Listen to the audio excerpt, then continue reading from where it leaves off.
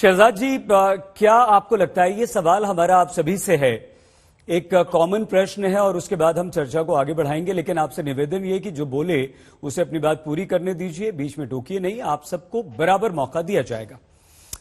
शहजाद जी, आपको लगता है कि ठीक है, कॉलेज में ऐसी घटना हुई, ये कॉलेज प्रशासन का मामला था, वहां की स्थानीय पुलिस और प्रशासन का मामला था, खत्म हो जाता।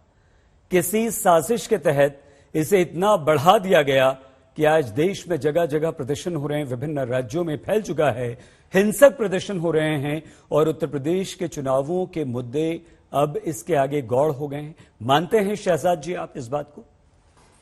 देखिए, हिजाब के पीछे जो लगी है आग, उसके पीछे वोट बैंक का लंबा है हिसाब किताब। और मैं आपको बता सकता हूं कि campus front of India, Samajwadi party, MIM और कांग्रेस के महागठबंधन ने खड़ा किया है ये विवाद।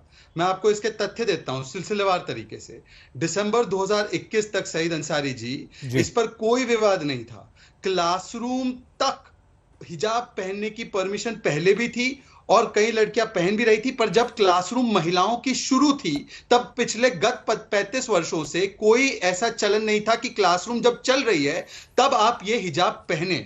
पर जब कैंपस फ्रंट ऑफ इंडिया, और इसको स्थापित करने के लिए, सत्यापित करने के लिए न्यूज मिनट और द प्रिंट, इन दोनों पोर्टल्स में देख लीजिए, वो महिलाएं ही बता रही है कि हमें जब काउंसलिंग दी गई campus front, popular front of India के द्वारा, तब हमने इसको शुरू किया दिसंबर 2021 से पहनना, और जनवरी 2022 में यह मामला पैदा हुआ। मैं इसका एक और प्रूफ मैं आपको देता हूं कि जो ये लड़की मुस्कान, जिसकी आप तस्वीरें दिखा रहे हैं, और भी जो प्रदर्शनकारी पेटिशनर्स है, उनका सीधा संपर्क पीएफआई से भी निकला है। ये आपके इंग्लिश चैनल पर भी चल रहा है।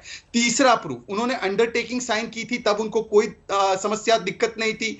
चौथा प्रूफ, कांग्रेस पार्टी के नेता जिस प्रकार से बयान दे रहे हैं, अहमद पटेल जो कर्नाटका के हैं, इनके नेता गए इसको राष्ट्रीय बनाने के लिए सुप्रीम कोर्ट में, और कर्नाटका हाईकोर्ट में देवदत्त कामत और कपिल सिब्बल। इसके अलावा समाजवादी पार्टी की नेत्री धमकी देती है कि मैं हाथ काट दूंगी। जब कर्नाटका हाईकोर्ट का फैसला आया, अंतरिम फैसला आया कि आज हिजाब, धार्मिक कोड, भगवा शॉल कुछ नहीं पहनना है, ये कर्नाटका हाईकोर्ट का था, तो समाजवादी पार्टी की नेत्री कहती है हाथ काट दूंगी।